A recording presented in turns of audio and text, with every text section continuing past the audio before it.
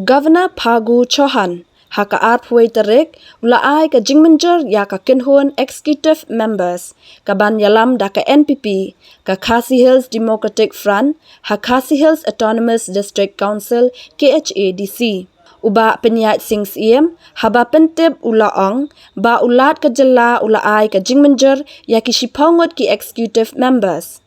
Kini kikentop ya unong yalam ka Congress ba PNCM kum u Deputy Chief Executive Member ba thymmai ka KHADC. Kiway pat kidekot ka Executive Committee kikentop ya uba Gigor Mirthang, Congress Mary Kharpuri, Magdalene Saukme Maulong, ba Rangkensai Kharbuki, ba Victor Rani, ba Teborlang Pathaw, ba Elvin Kriam Saukme, ba Fanton Joseph Lakadong, bat Ukarnes Soshang.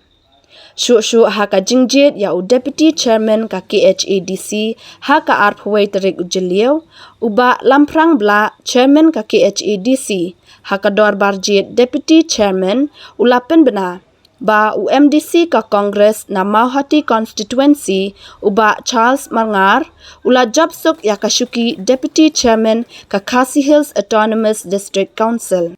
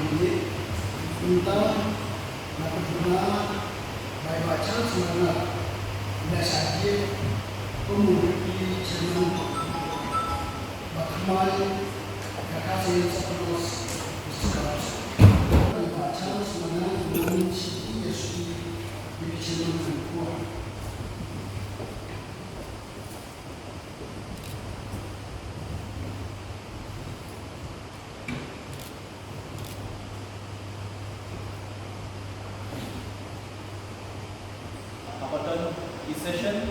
nang kanyak session baru community bakal kan kajing syariah di teacher kan baru net scam baru ID karulin kawamar Mynjur akhir ini nam tak kejadian kejadian jauh dia baik yang di session baru we session dulu kerana yang ini sesi di ID dari ketua komite pelaksanaan kita resmi untuk teacher nomor 5 ini ini kan sah record pada waktu konstitusi mayor deputy chairman akan dikaji ni I committee paling bagai yakam pinangyo pan syakri thymmai council bertunjuk limbaga jumlah deputy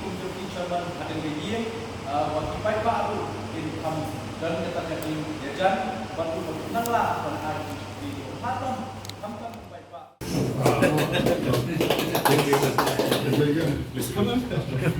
hampir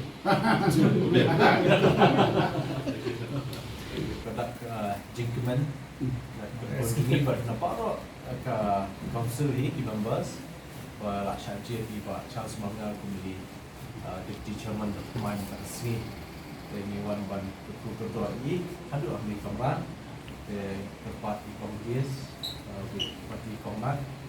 Armut ini filok ini membah ini bagian ai kebenaran dan kedang ini kami di sini. Thank you.